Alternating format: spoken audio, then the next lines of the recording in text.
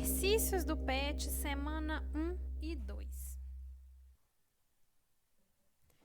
Para ajudar vocês a fazerem as atividades da semana 1 e 2 do PET, eu estou gravando esse vídeo para ajudá-los. Então, na atividade 1, fala o seguinte: sobre espelhos planos, que tal iniciar as atividades buscando no seu material didático ou na internet um experimento para verificar a formação de imagem em um espelho plano? Lembrando que qualquer atividade experimental deve ser supervisionada por um responsável. Como sugestão, você pode seguir os roteiros do experimento disponível na página. Aí eles deram aqui essa página para vocês entrarem e olhar. E falou para anotar as observações, conclusões e dúvidas para discutir nos canais disponíveis para você, que você poderá acessar em casa. Então, o que você vai fazer nesse exercício 1? Você vai escolher um experimento dessa apostila ou de qualquer outro lugar. Nessa apostila aqui começa com uma explicação sobre toda essa parte aí de espelho plano, espelho côncavo, reflexão. E no final, nas últimas páginas desse material, tem uns experimentos lá. Você pode escolher qualquer experimento que fala sobre espelhos e reflexão. E fazer eles e fazer qualquer anotação sobre o assunto lá para mim. Atividade 2. Atividade 2 fala o seguinte: agora que você já aplicou alguns conceitos, vamos reforçar algumas definições. Escreva com suas palavras definições dos conceitos abaixo. O que você tem que fazer? Para fazer a letra A, B e C, você vai assistir a aula 5 que eu postei.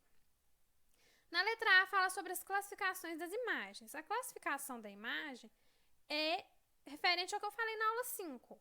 Se a imagem ela é real, se ela é virtual, se ela é direta, se ela é invertida. É isso que você vai falar aqui explicando o que é a classificação das imagens. Essas classificações aí. O que é uma imagem real, o que é uma virtual, você vai ver lá também no vídeo 5, que está tudo explicado. E direta e invertida também. Para fazer a letra D, sobre acoplamento de espelhos e sua principal aplicação. Eu vou explicar um pouquinho aqui o que é, porque o acoplamento do espelho ele ocorre com espelhos planos.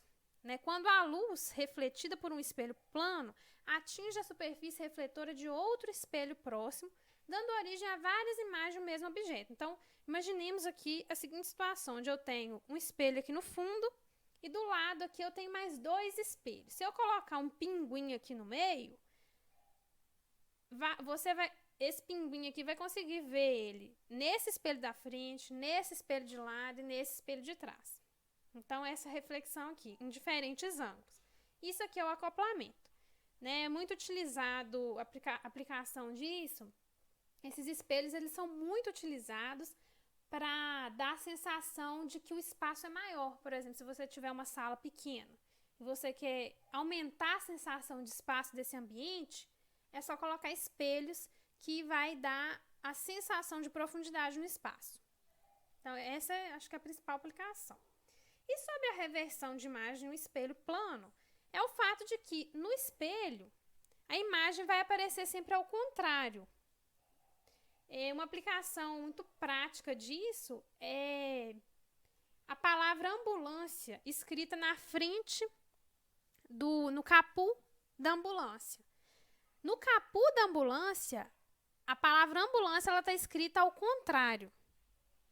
Nas partes laterais, atrás, é escrito normal. Mas no capu, ela é escrita ao contrário. Isso porque quando o motorista for olhar pelo retrovisor do veículo dele, ele está na frente, e ele olhar pelo retrovisor, ele vai ver o veículo atrás escrito ambulância. Ele vai conseguir ler a palavra ambulância de forma normal. Porque pelo espelho, ele vai ver ao contrário. Se a palavra tivesse escrito normal, ele não conseguiria identificar o que estava escrito. Essa é uma principal aplicação, assim, uma boa aplicação sobre essa questão da reversão de imagem. Então, entenda que no espelho plano, as imagens são sempre invertidas. A atividade 3, semana 1 e 2. Uma pessoa deseja observar por completo um prédio de 101 metros de altura num espelho plano de 1 metro, situado a 50 metros do prédio. Qual a distância mínima que a pessoa deve ficar do espelho? O que você tem que fazer? Primeira coisa, desenha.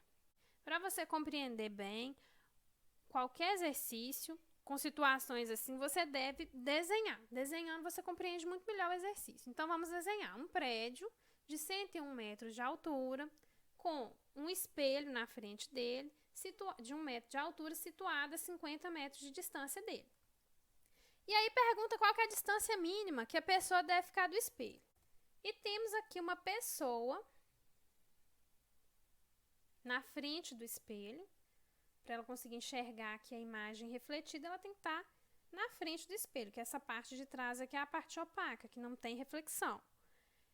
Eu quero saber qual que é essa distância mínima D aqui, que essa pessoa tem que estar do espelho para conseguir enxergar o prédio todo aqui dentro desse espelho de 1 metro.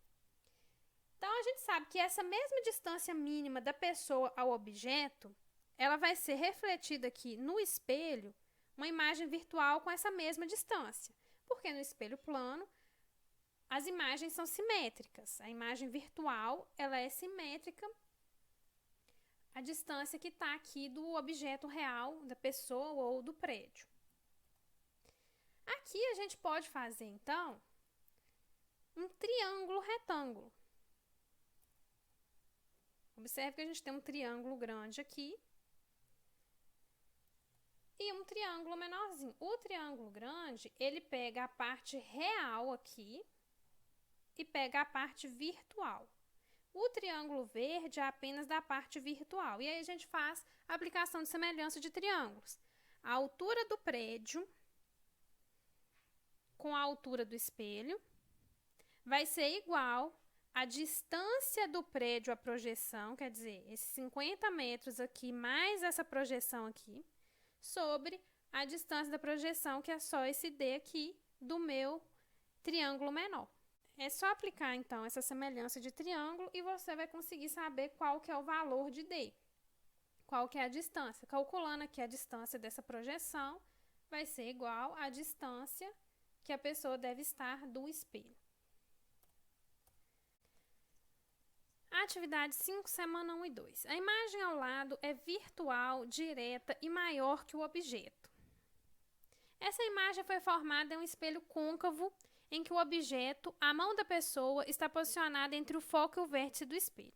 Assim como na imagem ao lado, faça a representação, utilizando os raios notáveis das imagens formadas no espelho côncavo quando o objeto é colocado. Você vai colocar letra A, antes do ponto C, centro da curvatura do espelho. B, no ponto C, centro de curvatura do espelho. C, entre o ponto C e F, centro e foco. No ponto F, foco principal do espelho. Então, olha, essa imagem aqui, você pode observar que a imagem real da mão da pessoa real aqui, quando ela é refletida nesse espelho côncavo, ela parece muito maior.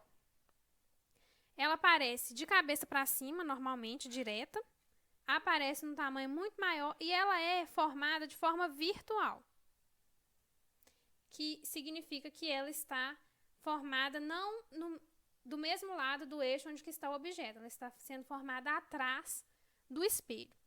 O que você tem que fazer? Você tem que assistir a aula 5, porque na aula 5 eu explico ponto a ponto, caso a caso, o que acontece com a formação da imagem, quando é colocada a imagem em cada um desses pontos aqui que é pedido.